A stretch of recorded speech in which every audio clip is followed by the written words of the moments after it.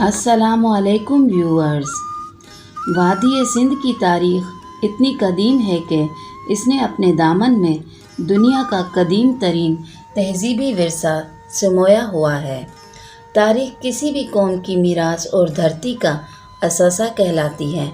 उमरकोट का तारीख़ी किला भी इन्हीं तारीख़ी आसारों में से है जो वक्त रफ्ता के साथ अपनी शनाख्त खो रहा है। सिंध के ज़िला उमरकोट की वजह शोहरत तो इस धरती पे मुग़ल बादशाह अकबर की पैदाइश और मारवी की दास्तान है, मगर उमरकोट का तारीख़ी किला यहाँ की हमेशा पहचान रहा है। तारीख़ के औराक ये बताते हैं कि उमरकोट का छोटा सा कस्बा जो रेत के टीलों के किनारे पर सिंध के मशरक़ी सहरा को अलग करता है, यहाँ शहंशाह जलालुद्दीन मोहम्मद अकबर की जाए पैदाइश है। ये जगह एक छतदार अहाता सा है जो 1898 में मकामी ज़िम्मेदार सैयद मीर शाह ने तामीर कराया था। उमरकोट किले की वजह से इस शहर का नाम ही उमरकोट पड़ गया।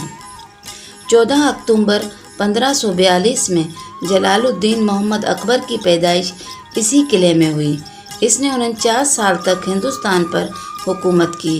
उमरकोट के किले में कायम म्यूज़ियम में मौजूद हथियार, ज़ेवरात, सिक्के, शाही फरमान और ख़ताती के नमूनों के अलावा मुजस्समे कदीम दौर की दास्तान सुनाते हैं। तारीख़ के दरीचों में झांका जाए तो बाज़ लोग कहते हैं कि मौजूदा किला यहाँ मौजूद पहले से नहीं था, बल्कि अकबर बादशाह की जाए पैदाइश वाले पत्थर के पास था।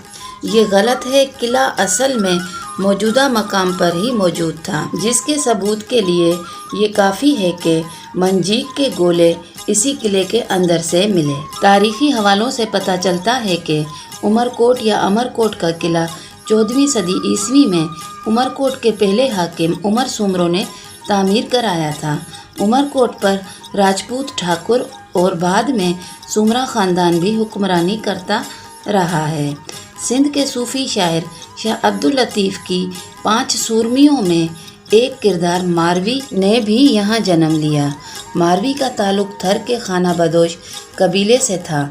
इस वक्त के हुक्मरान उमर सुमरो ने जब इसकी खूबसूरती के चर्चे सुने तो मारवी को इसके गांव भालवा से उस वक्त अगवा किया जब वो कुएं पर पानी भरने आई थी।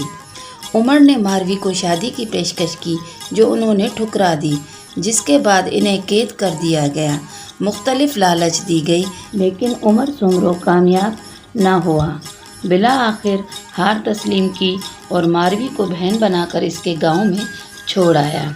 सुमरा ख़ानदान के दौरा हुकूमत का जायज़ा ले तो यहाँ सिंध के क्लासिकल अदब खुसूसन शायरी को इस दौर में फ़रोग़ हासिल हुआ। वहाँ रोमानवी दास्तानों ने भी जन्म लिया। आखिरी सुमरो हाकिम हामिर के दौर में मुमल राणो, सोनी मेहार, ससी पुन्नू, लीला चनेसर, दामन सोनारा जैसी रोमानवी दास्तानें वजूद में आईं। बाज़ मौरख़ीन के मुताबिक ये शहर 12वीं सदी ईस्वी से कबल भी मौजूद था।